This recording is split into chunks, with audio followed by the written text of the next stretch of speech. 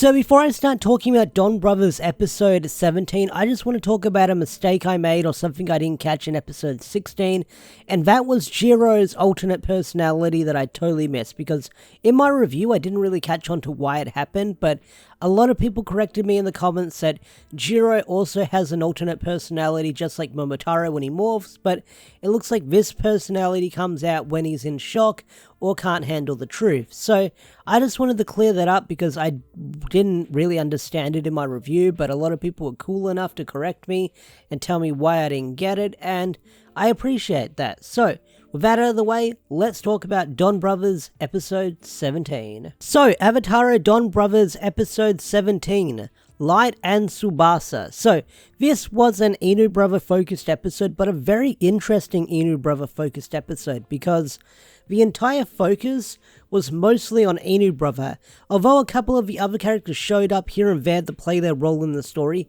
this episode just mostly focused on the Inu Brother stuff. It didn't cut back to the cafe with the characters being wacky and goofy and telling jokes and having their antics. It mostly focused on this one story, and that's what I really enjoyed about it. But not only that, we kind of learnt about Inu Brother's past and what happened to Natsumi and why he's been on the run for so many years, and we're definitely going to talk about that in the review because there's a lot to go over with that flashback and kind of digs the nail deeper into the theory, well, not dig the nail deeper, sort of uncovers the mystery of the whole Miho and Natsumi thing with them being the same person, because it's actually coming into light and to fruition with these two characters definitely probably being the same person. So this episode, like I mentioned, was a Tsubasa focused episode, and the whole concept of this episode is him trying to help this guy win back the love of his life that tied into a previous episode way back where a monster of the week sort of scared him off and he kind of took off running and didn't help his girlfriend, kind of left her there. And then later on in the flashback you find out that Tsubasa saved her and she's got the hots for Tsubasa later in the episode. So the whole concept of this episode is Tsubasa trying to help this guy out by not letting him turn into a monster of the week into a Hitotsuki, because he makes a bet with Sononi. I believe that's how you pronounce the girl brain people. All these names are weird and hard to pronounce sometimes, especially the girl one of the bunch. But he makes a bet with her, and he tells her that light is love, so he's going to prove to her that he can help this guy win back the love of his life. And antics ensue where Tsubasa dresses up in this devil costume that's meant to be a reference to something, but I don't know what the reference is. I'm sure that someone on Twitter or Facebook or one of those Toku pages probably pointed it out, but I got vibes of Devilman, but apparently it's some other Toei property, but it was really wacky and really goofy, especially when he was just waiting for the moment to jump out and sort of get in their face, and then Hanabi, I believe the guy's name was, where he'd saved the day, but as he's waiting in the bushes, he runs into Jiro, and Jiro sort of fights him off and makes him look like a fool, so that plan goes to shit. But I do like how all these other episodes are connecting, where Tsubasa looks at Jiro and he's like, oh, that's the guy from last week where he gave me the dog food. This can't be good. But like I said, this episode was wacky and goofy because the only characters we mostly saw in this episode until near the end of the episode was Kiji Brother and Inu Brother. They're the characters that mostly got some spotlight in this episode. Mostly because they're connected in some weird way that we're probably going to find out later, but that's a story for another day. But speaking of stories, let's talk about the flashback that Tsubasa goes over why Natsumi is missing, or why he's on the run. So, we find out that he was part of a theater troupe many years ago, or a year ago, because he's been on the run for a year, and when everyone was sleeping, a beast person sort of broke in, and he shoved the origami down everyone's throat, everyone but Tsubasa's, where he was able to wake up and see it, and Natsumi gets one down her throat, which is the crane one that we've seen Miho have, so this sort of further cements that these two characters could be the same person. But Juto, or the beast person, makes a deal with Tsubasa saying, hey, if you want her back, be on the run for a year and don't tell anyone why you're doing this. So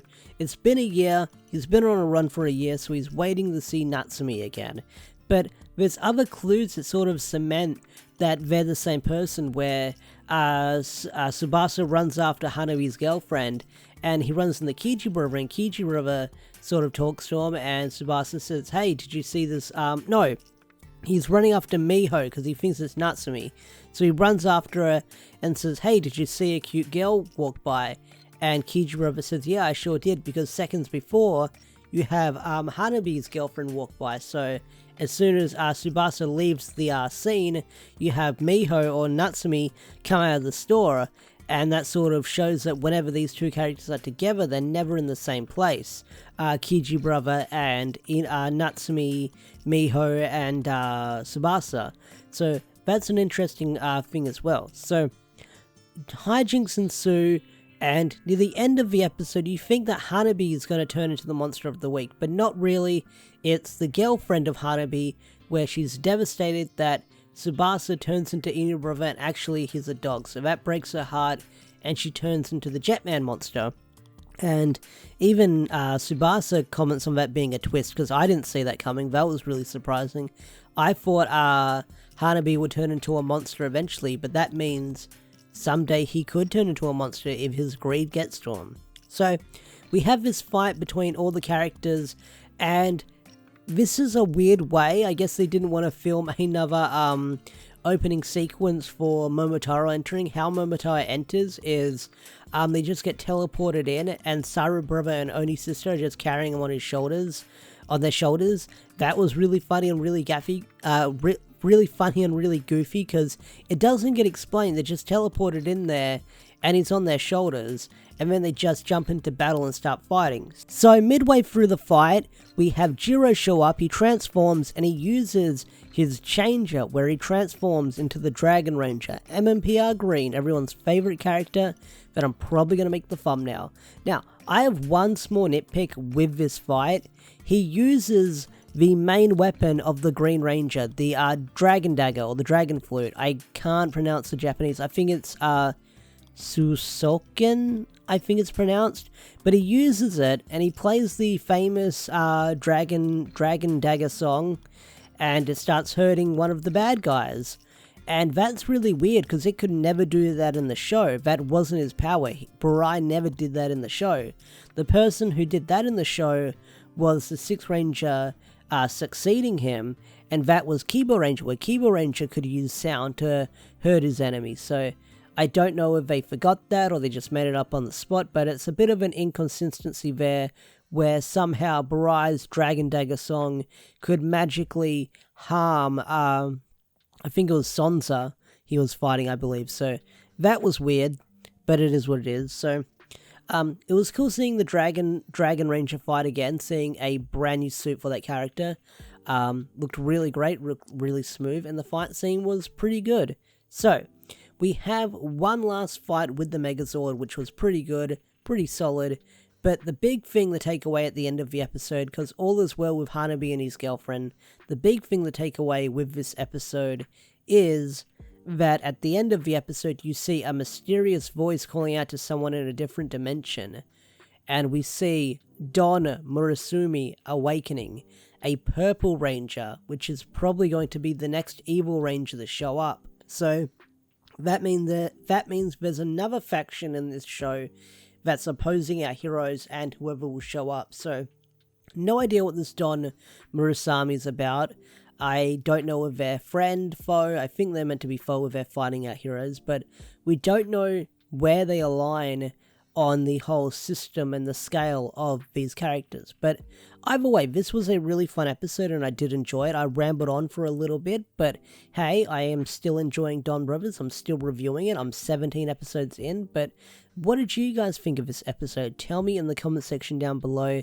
I'd love to hear your thoughts and opinions. I will see you guys in the next video. Peace out, take care, bye.